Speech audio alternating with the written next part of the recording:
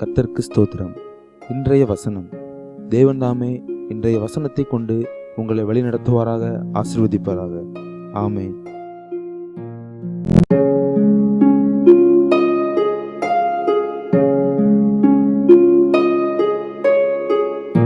கோழி தன் குஞ்சுகளை தன் சிறைகளின் கீழே கூட்டுச் சேர்த்துக் கொள்ளும் வண்ணமாக நான் எத்தனை தினமே உன் பிள்ளைகளை கூட்டுச் சேர்த்துக் கொள்ள மனதாயிருந்தேன், உங்களுக்கோ மனதில்லாமற் போயிற்று. மத்தேயு 23:37.